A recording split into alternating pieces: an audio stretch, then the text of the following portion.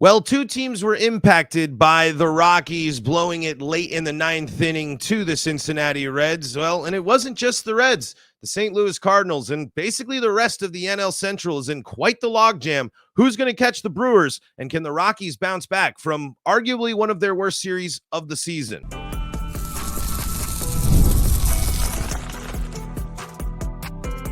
You are Locked On Rockies, your daily Colorado Rockies podcast. Part of the Locked On Podcast Network, your team every day.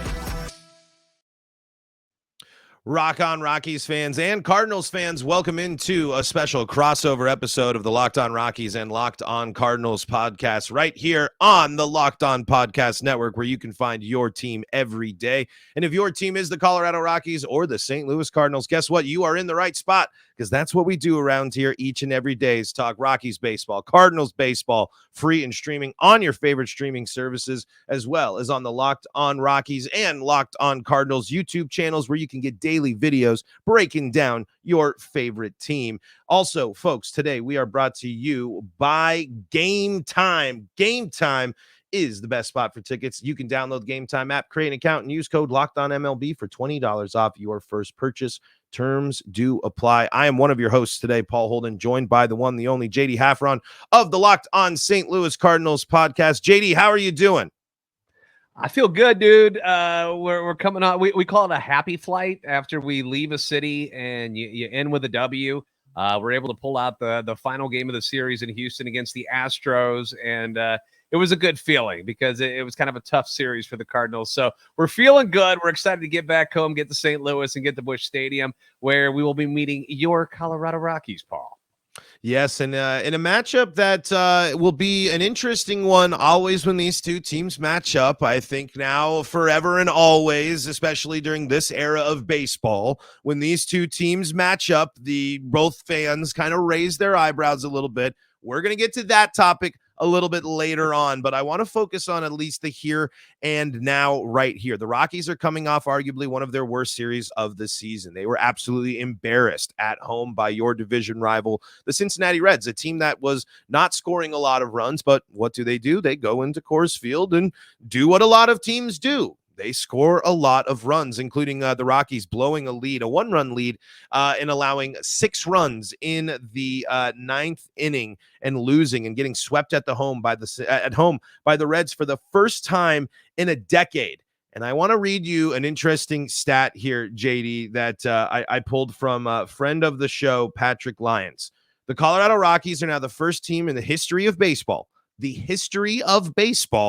to give up 5 or more runs in the ninth inning or later, a total of 5 times in the same season. The Rockies also have the record for the longest consecutive games trailed to start a season. So the Rockies have set some pretty unfortunate milestones. What are your reaction to hearing some of those stats about the purple pinstripes? I feel like we're whining a little too much here in St. Louis when I hear that stuff going on for you guys, man, because Cardinals fans here are so used to winning that, what happened last year and what has happened this year, it's got them in an uproar. I mean, we're talking about fire this guy, trade this guy. They want an overhaul of things going on there. And then when you go and you look, and I hate to, look at you guys and be like, whoa, it's way worse than what you think it is in other cities, St. Louis. So, that's rough, man. When you hear the history of baseball and it's a bad stat, that's right. Saying something, because baseball's been around for like 1 million years. And the Rockies haven't been around that long in the grand scheme of baseball. But I think that's an interesting kind of point in comparison for fans to consider here. Like, as frustrating as it's got to be a St. Louis fan, because I do want to tap into that a little bit, because it's got to be really frustrating to be a St. Louis Cardinals fan right now, because just 2 seasons ago, you had arguably MVP 1 and MVP 2 on the corners of the infield. You had, generational talents. It's Cardinals being, the Cardinals that we've known for basically throughout. What has happened to this team this year and last year, I know, but specifically, let's focus on this year. I believe that we talked during spring training a little bit too. And I believe that you mentioned that this team had a solid foundation and there were pieces, but you also had concerns, I think, going into this season as well. Just bring me up to speed on what's happening with the Cardinals here so far this year. Well, that's the thing is the Cardinals fan base, we've been very spoiled by winning as much as they have. And when there's finally a year and a couple of months there where things aren't quite going the way that we're used to having them go, we throw a little tantrums, which is kind of what we're all doing. And I'm not just pointing fingers at our fan base like myself. I'm just like, what is this? What are we doing? I mean, we're 2 games under 500. I mean, things can be worse, folks, but it's just the way we've been brought up in St. Louis where this is not how it's done. Like, we are supposed to be good. We're supposed to win. We laugh at teams that play the way the Cardinals have been playing over the last year and a half or so. And really what's kind of happened here is from the season, the 2022 season, where you're talking about where Goldie was MVP, where Nolan Arenado finished third in the voting as well. They also had that Albert Pujols guy who came out of nowhere and went bonkers in the second half, which actually pushed them into a winning season because things weren't going all that great in the first half until Albert Pujols just, caught lightning in a bottle and went crazy in that second half. So a lot of us kind of saw the trends coming that, okay, if you didn't have that miracle finish for Albert, do you even have a winning record in 2022, despite having Paul Goldschmidt and Nolan Arenado having these great years? And the answer is probably not. And the issue, it all stems back to the pitching staff. All right. Because, and as well as anybody in Colorado, you can have as much offense as you can possibly handle, but if you can't get the other team out, you're in trouble. And the Cardinals have let the development of their pitching in their system, they just let it got old, it got stale, the way that they were running things. They weren't keeping up with the times, and other people passed them in whatever ways you want to say it, like whether it's analytics or whatever. What they were teaching wasn't working anymore, and they weren't developing people. And then they finally, it all caught up to them, where guys that were supposed to be good didn't reach the level they thought they were going to reach, and they ended up being worse than what they wanted, and they were stuck with them because they had kind of put all their money on those guys like a Jack Flaherty and like a Jordan Hicks, and they just didn't develop them properly. And now you see like Jack Flaherty doing well in Detroit. You see Jordan Hicks as a starter doing well in San Francisco, and it's got everybody like, well, what is wrong in St. Louis? Like, why can't you figure this out? And it's something that they're still trying to figure out. They had to go out, and for this year, they were like, all right, okay, we don't have anybody who's ready yet that's down in the minors that we think is going to be good one day. So we need to go get some people that are going to kind of bridge the gap. So they go out and they get Lance Lynn, and they go out and they get a Kyle Gibson. Not sexy names to go along with the Sonny Gray signing, which Cardinal fans loved. I loved. We just knew that he would be a great fit in St. Louis. He's just got that kind of St. Louis Cardinal vibe to him where he's not an exciting guy. He just goes out, does his job, and it's not, he doesn't have much of a personality when it comes to, interviews or anything like that. He'll show some excitement on the mound here and there, but those are what they decided to go with. But they were still stuck with the Steven Matz contract, which has not worked out. And they just don't have anybody that is ready at the major league level yet to be that number two. They got a Miles Michaelis who's still there. I mean, this rotation is, 30, 40 years or older in every pitcher that's in it, that when they're healthy. And that was where the problems were last year. This year, the pitching staff's been better, but the offense, which was supposed to continue to be one of the better ones in the league, we're not saying that they should be top 5, but you think top 10 when you hear names like Goldie and Arenado and Nolan Gorman, and you're supposed to have Jordan Walker and Lars Newport, and you have all these guys, you're like, okay, they're going to be fine. Wilson Contreras. And the first month of the season, they were terrible. Wilson Contreras was the only one that was hitting consistently. And then JD Martinez broke his arm when he was catching. So he was out. And ironically, the whole team started hitting after Wilson goes down. So that's pretty much the season in a nutshell. They've been playing very good over the last 2 to 3 weeks. coming off a couple of tough series losses against the Phillies, who everybody loses to, so they shouldn't be embarrassed about that. But losing 2 of 3 in Houston, that was tough considering in game 1, you felt like you had that game in hand and you let it slip away. So, but overall, what you've seen out of the Cardinals the last 2 weeks has been more of what management, the fans, and the team itself expected them to be. And we're feeling better about ourselves. We're not by any means getting overly excited, but they've got one of the best records, if not the best record in the National League since like Mother's Day. So things are headed in the right direction, and we just hope it keeps going that way with Colorado coming to town. Well, and if you're going to slump, you want to slump earlier in the year, and it's a time to figure it out, and especially in a division that, you know, the Brewers have a comfortable lead, but let's be honest, the Central is a lot more competitive than some of the other divisions, the Rockies being a team that, you know, makes the NL West a little bit more wackier when it comes to the Rockies. Or I believe the Cardinals and the Reds, you know, they're fighting between a 6-8 game behind the Brewers, where the Rockies are well above, I think, 15 games behind the Dodgers out of first place. So this is a situation again where the Cardinals have to handle business. And what's interesting is the Rockies, you say no one beats the Phillies, but funny you mentioned that. The Rockies beat the Phillies. You guys did it. Yeah, you guys had that run. Before losing on the road to LA and being swept at home to the Dodgers, the Rockies just had 2 back-to-back series wins against the Phillies and the Guardians, 2 of the best teams in baseball. Yeah.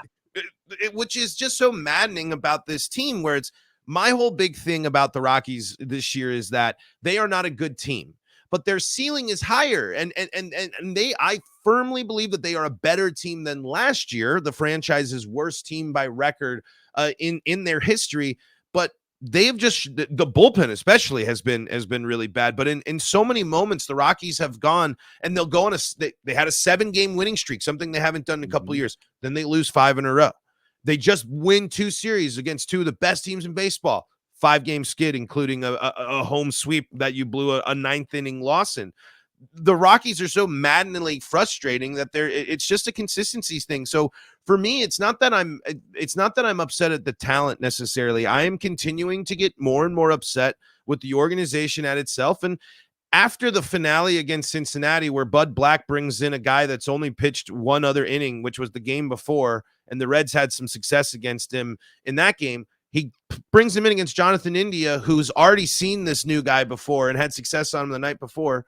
And then Jonathan India hits a 9th inning grand slam off this new guy. I'm drawing a blank on his name. I feel bad because he just got called up. But Bud Black has made a lot of decisions and a lot of calls that I'm just really wondering if the Rockies are truly committing to bettering themselves for the future, because there's a lot of that you said there. That's kind of the Rockies said the same thing. Pitching, big problems and interesting things. Contracts that are really tough to work with. Chris Bryant on the IL for the 2nd time this season after just returning with the same problem.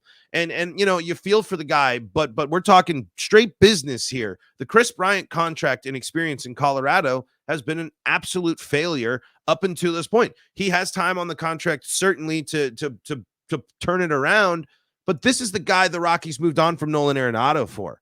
And unfortunately, there's a lot of other things that just hasn't worked out, mixed in with some really interesting stuff. The Rockies have one of the most exciting shortstops in baseball. A thing that probably flew under the radar for a lot of people in this Reds-Rockies series is 2 of the most exciting shortstops in the NL were playing against each other, and we're doing cool things and having a series where if the Rockies are able to get back, you will hear the conversation of Elly De La Cruz versus Ezequiel Tovar down the line. But it just shows you again that, man, the Reds are playing a different game than the Rockies. All these teams just have so many advantages over the Rockies, and I just really wonder if they can truly adjust to get to where they need to go. Let's dive a little bit more into what the teams need to do to be successful in this series, and what the Cardinals fans are expecting from the Rockies, and what the Rockies are expecting from the Cardinals facing them in this upcoming series. We're going to do that coming up in segment number 2.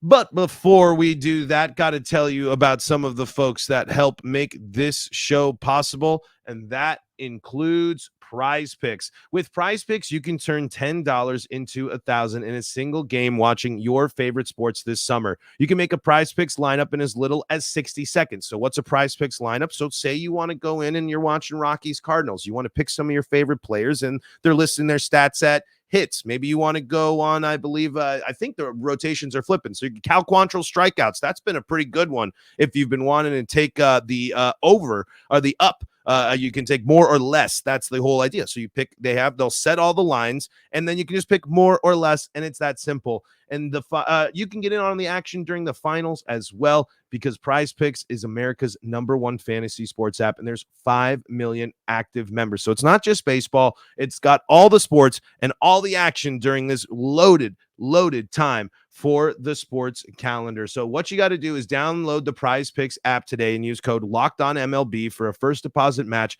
up to $100. That is the PrizePicks app and the code LOCKEDONMLB, and you're going to get a first deposit match up to $100. PrizePicks, pick more, pick less. It's that easy.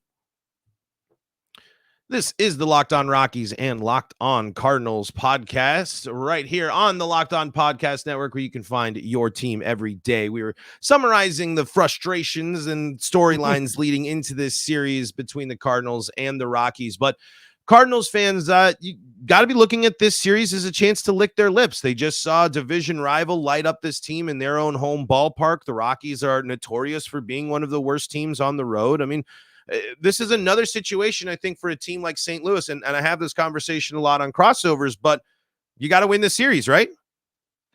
Yeah, this is a chance for the Cardinals. Have not gotten over the 500 mark yet this year, and they're, as I mentioned earlier, they're 2 games under right now.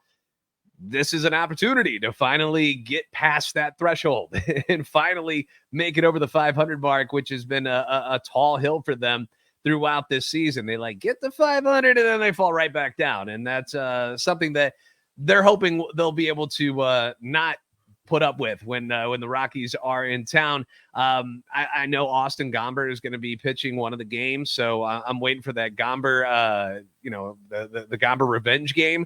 So 3 out of 4 would be nice. So obviously a sweep would be great, but I've also seen the Chicago White Sox come into Busch Stadium this year and take 2 of 3 from the Cardinals. So I never know exactly what to expect, but I will say that was at a time when the Cardinals weren't playing such good baseball. And right now they got a lot of things going for them momentum-wise in a positive way, as opposed to the negative stuff that was going on just a few weeks ago when the White Sox were in St. Louis.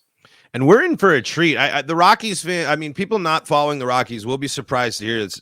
Austin Gomber, especially I think for St. Louis fans, this is arguably, if he can carry this throughout a full season, I don't think it's going to be any argument that this is his best season, maybe as a pitcher in his career, but easily as a Rocky. So will be interesting to see him in game 2 and how that matches up. But this first matchup is actually going to be a really, really good one. Cal Quantrill has been great for the Colorado Rockies. 3.84 ERA, 1.29 whip in 68 innings here. He's given up the 63 hits, but 50 strikeouts. That's the big difference maker here, as we're going to see in the series as this goes for 4 games, which I think is interesting. When you get this long series, you're getting basically the full experience here. And the Rockies, the difference between Cal Quantrill and Austin Gomber and Ryan Feltner, Dakota Hudson, and et cetera, Ty Block is a big one. But but 50 strikeouts. But here's the kicker: 25 walks as well. He's allowed this season, 8 home runs. So the long ball hasn't been too much of a factor.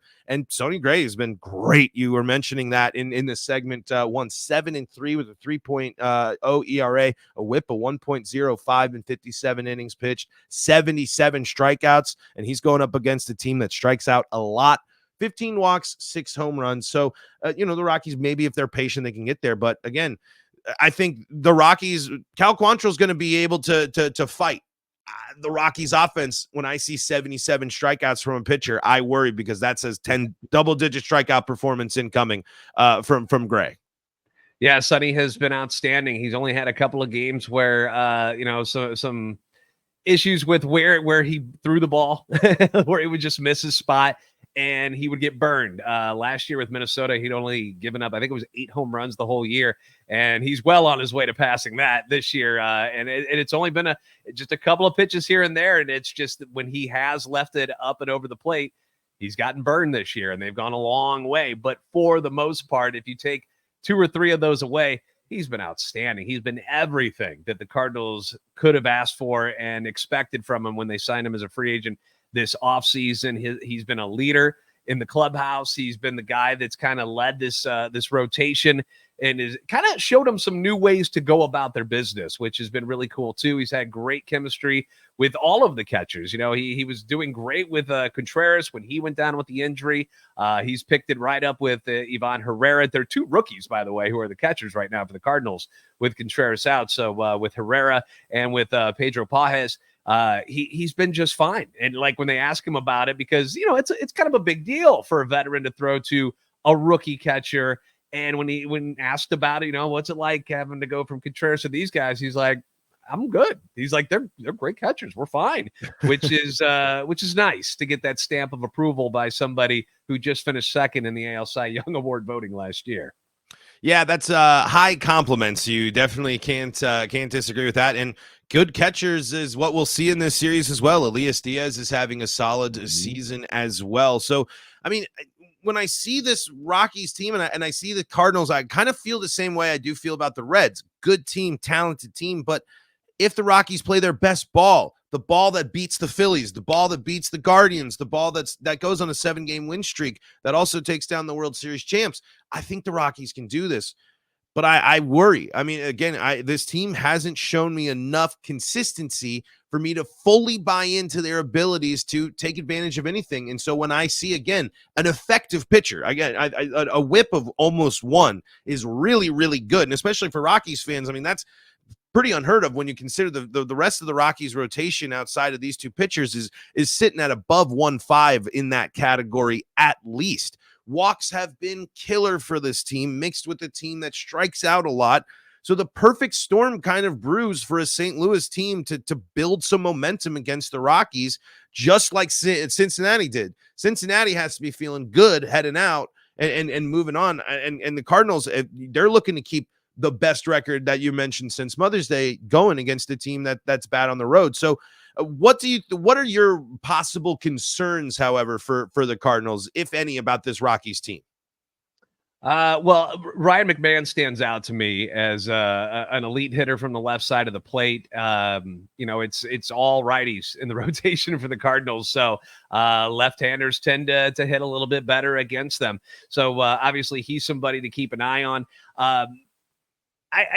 When it comes to the Rockies too, because they're such a young team where it's like a lot of the guys, like Cardinal fans aren't going to recognize a lot of the names that are in the Rockies lineup.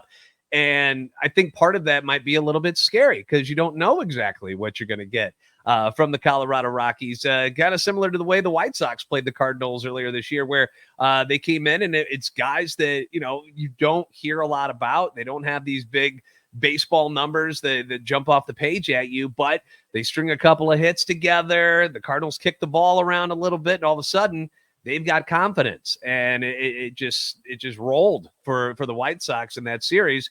And that's what scares me the most about the Rockies, is that they don't have a book on these guys yet. There's not a lot to really know about them because a lot of them haven't been in the major leagues for very long. So scouting them is probably pretty difficult. And I feel like they could go to the Rockies' advantage because of that, because they don't know these guys all that well. So you got to make sure that you don't put them on base. Obviously, don't give them extra chances. That's one thing the Cardinals have been doing a lot of lately, is kicking the ball around.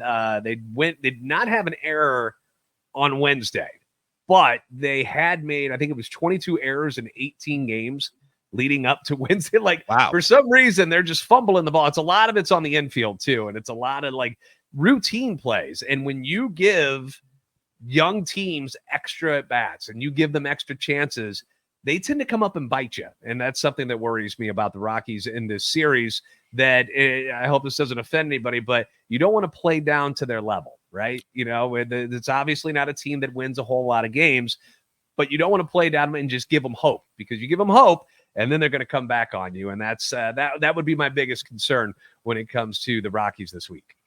All right, let's do what the folks I know in the back of their minds are talking. You already teased it a little bit. Let's talk Rymack. Let's talk Arenado. We're going to take a quick break, so don't go anywhere. That's coming up in segment number 3.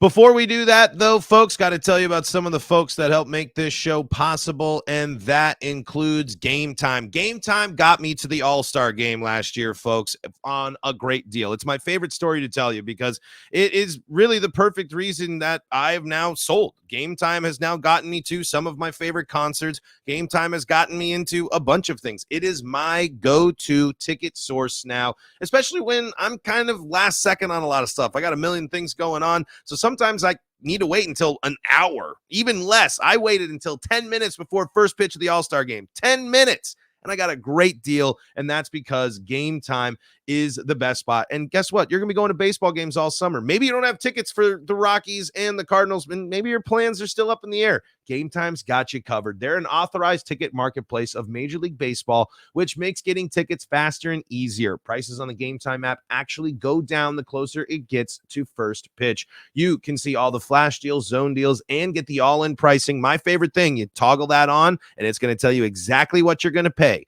No hidden fees, all up front. And then my real favorite thing about Game Time, a view of your seat. So you know exactly where you're going to sit for exactly the price that you want. Game Time's got you covered, and we got a great deal for you. When you download the Game Time app and create an account, you can use the code LOCKEDONMLB for $20 off your first purchase. That's $20 off your first purchase. Terms apply. Again, create an account at on the Game Time app and redeem code LOCKEDONMLB for $20 off. Download Game Time today. Last minute tickets, lowest price guaranteed. This is the Locked On Rockies and Locked On Cardinals podcast. We are free and streaming on your favorite streaming services and on the Locked On Rockies and Locked On Cardinals YouTube channels. And we got to talk about it here. The big stars, I think, of this series, and of course, going to be a storyline that I'm sure both teams will be talking about, the third baseman of both of these teams. Ryan McMahon on an all-star pace. Ryan McMahon really having a solid season. 10 home runs, 278 batting average, 34 RBI for him on this year. I got to admit, this is finally the first year I can safely say I have put Nolan Arenado in the rearview mirror. It still brings up a lot of passion. It still brings up, but I'm not really curious about his stats. I'm not really curious necessarily how much he's doing as I was as the heartbroken ex, as it felt like, basically.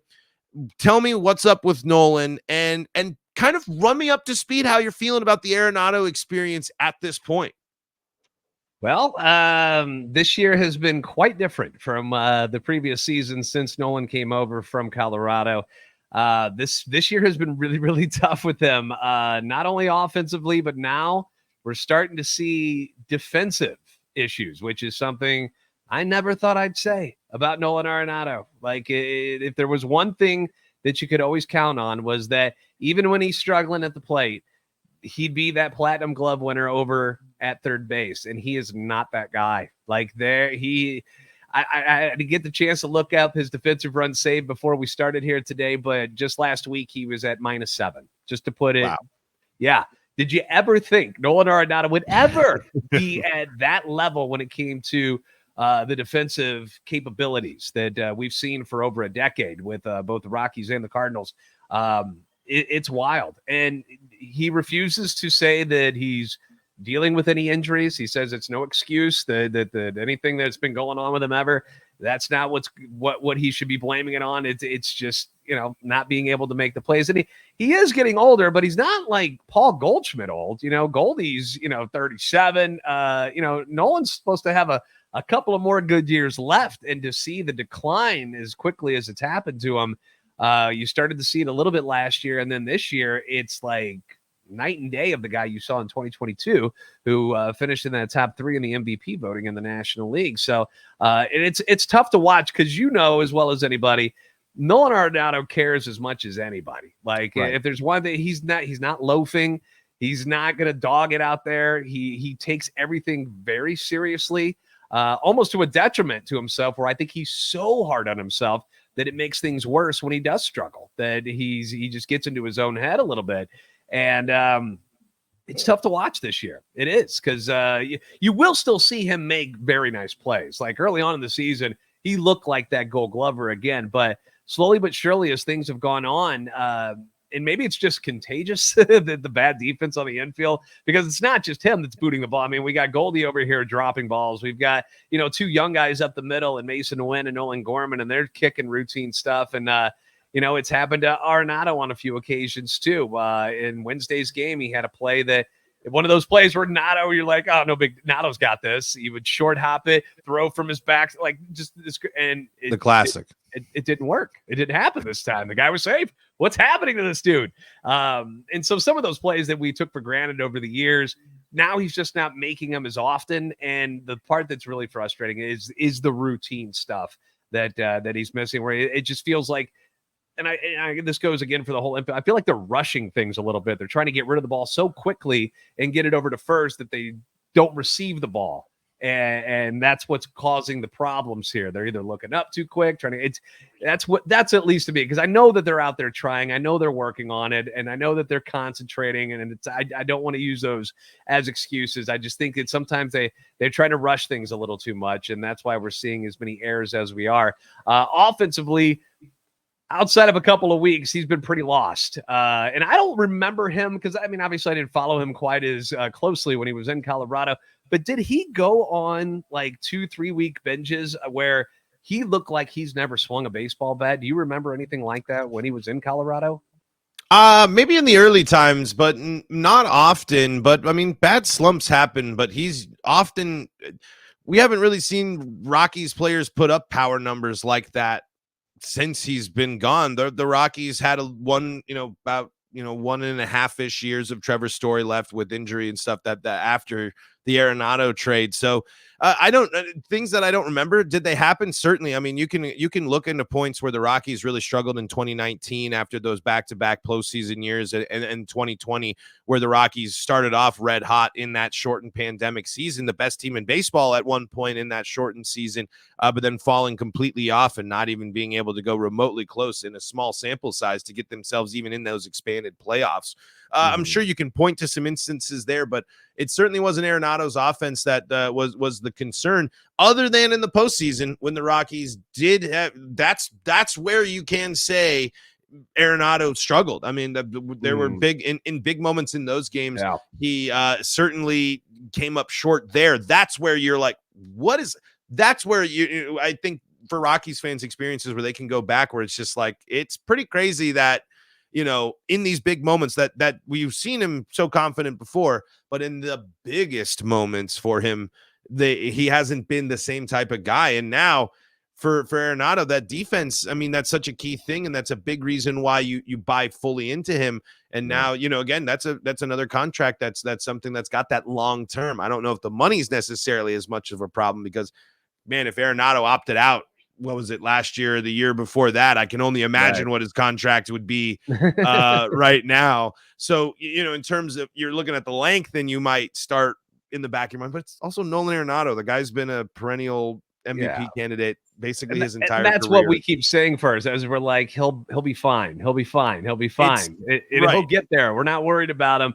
But when you start to see it last as long as it's been going on for now, you start to question, like, maybe this is just him now. Maybe this is just where he's going to be over the final couple years of this deal. He's hitting 252, which isn't god awful by any means, but the power is something that has vanished. And I think part of it too is that pitchers are refusing, how the sweepers become such a big pitch. They're refusing to throw anything inside to him anymore. They're like, all right, we give up. He can hit that over the wall in left field now. And he still can. He yanked one against Houston on Wednesday that looked vintage Arenado. But when they throw it away, people have finally picked up on the fact that he just doesn't have a lot of power when it goes to center field or opposite field. It's got to be all down the line, or he's not going to hit it over the wall, and he's not going to destroy you that way. And I think that's been part of the problem too, is that the way he's getting pitched is kind of dictating what he can do with the plate. When you got him just hitting flares to right field, it's nice when they land, but it's not the damage that you're looking for and what you're used to when it comes to Nolan. Yeah, I mean it's always tough. You never know how the back end's going to go. Again, we mentioned a little bit. Chris Bryant, MVP, World Series champion, hasn't been able to. At least Arenado's on the field. And you trust him enough to be that great player that he is. And again, maybe you'll be looking back at this slump here in June, at the end of in May and June, and you're like, it doesn't matter because he's on a bender, helping us rage through here at the end of the season. Because that's the type of guy that Arenado is. Yeah. I mean, he's still a player that is desperately missed there by the Rockies, but will be interesting, a storyline to keep your mind on, but something we unfortunately don't have time to talk about. I bet on this in the second game of the series, you're going to see every piece of the Nolan Arenado trade playing. You're going to see Gomber pitching, Montero on the field as well, and Nolan Arenado playing. So if you are interested to just kind of keep your eye on how that's played out, that'll certainly be a factor, I think, in game 2. But JD, where can people go to stay up to date? And if you got a closing thought, you got it.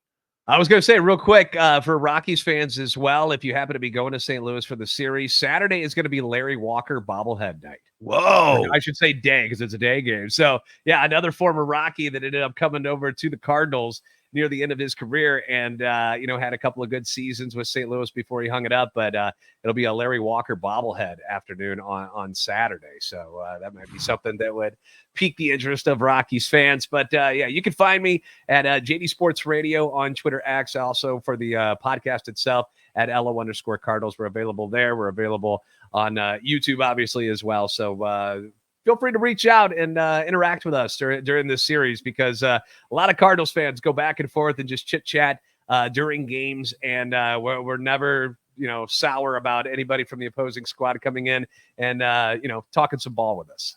Absolutely. Rockies fans love to talk ball as well. You can find me at LO Rockies on the X Twitter there, and you can also find Locked On Rockies on YouTube. But until next time, this is Paul Holden saying so long from the Locked On Rockies and Locked On Cardinals podcast.